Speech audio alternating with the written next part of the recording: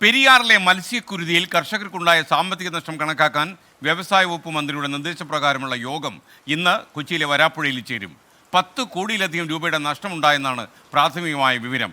വിഷ്ണു സുരേഷ് കൊച്ചിയിൽ നിന്ന് കൂടുതൽ അപ്ഡേറ്റ്സുമായി നമുക്കൊപ്പം. ഗുഡ് മോർണിംഗ് വിഷ്ണു സുരേഷ്, വിവരങ്ങൾ.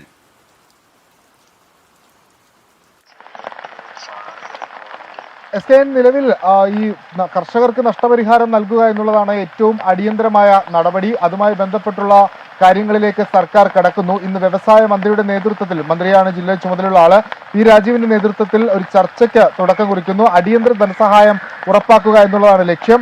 സബ് കളക്ടറുടെ റിപ്പോർട്ട് ലഭിച്ച ശേഷമായിരിക്കും വിശദമായ ധനസഹായ വിതരണത്തിലേക്ക് കടക്കുക. നിലവിൽ കർഷകർ ഇന്നലെ യോഗത്തിൽ പങ്കെടുത്ത ആളുകൾ നമുക്കൊപ്പം ചേരുന്നുണ്ട്. എന്താണ് നിലവിൽ നഷ്ടപരിഹാരവുമായി ബന്ധപ്പെട്ട് പറയുന്നത്?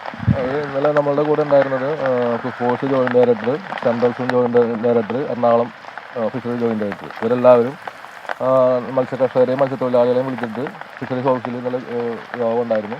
നമ്മളുടെ നഷ്ടങ്ങളുടെ കണക്കെടുക്കാനായിരുന്നു. അവർക്ക് പ്രാഥമികമായിട്ടുള്ള ഒരു സഹായം, ധനസഹായം ഉടനെ തന്നെ നമുക്ക് നൽകുമെന്നാണ് അവർ വാക്ക് വന്നിരിക്കുന്നത്. അത് എത്രയാണ് എങ്ങനെയാണെന്നുള്ളത് വിശദമായിട്ട് പറയാമെന്ന് പറഞ്ഞിട്ടുണ്ട്. ബാക്കി അത് എന്തെങ്കിലും ആവശ്യം മുന്നോട്ട് നമ്മൾക്ക് പൂർണ്ണ നഷ്ടം നമുക്ക് എന്ത് സംഭവിച്ചു അതെല്ലാം നമുക്ക് കിട്ടണം തന്നെയാണ് ഞങ്ങൾ ആവശ്യപ്പെട്ടിരുന്നത്. അതുപോലെ തന്നെ ഇനി മേലിൽ ഇതുപോലെ ഒരു സംഭവം ഇവിടെ ഉണ്ടാകാൻ പാടില്ല. ഇതുപോലെ നമ്മളുടെ ഇവിടെ നിന്ന് ഇപ്പോൾ നമ്മൾ ഒരു പെരിയാറിൻ്റെ ഒരു 4-5 കിലോമീറ്റർ, ഒരു 6-7 കിലോമീറ്റർ ഇപ്പുറത്ത് മാറിയാണ് കൂടുകൃഷി നടക്കുന്നത്. ഇതല്ല അങ്ങാട് അറ്റം വരെ, ഈ ബണ്ടിൻ്റെ അവിടം വരെ നമ്മളിന്ന് കൂടുകൃഷി നടത്തും.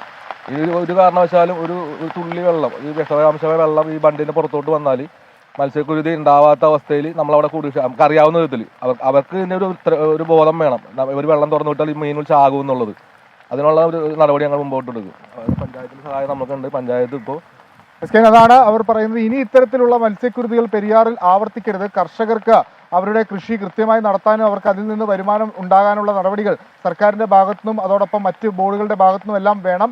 നഷ്ടപരിഹാരം എത്രയും പെട്ടെന്ന് ലഭ്യമാക്കണം. 20 ലക്ഷം രൂപയിലധികം ഒരാൾക്ക് നഷ്ടം സംഭവിച്ചിട്ടുണ്ട്. 10 കോടിയുടെ നഷ്ടമാണ് ആകെ കണക്കാക്കുന്നത്. അതുകൊണ്ട് എത്രയും പെട്ടെന്ന് നഷ്ടപരിഹാരം നൽകാനുള്ള നടപടിയിലേക്ക് സർക്കാർ കടക്കണം. അതല്ല എങ്കിൽ വലിയ കടക്കണിയിലേക്ക് കർഷകർ പോകും എന്നാണ് അവർക്ക് പറയാനുള്ളത്. Okay, thank you Vishnu Suresh.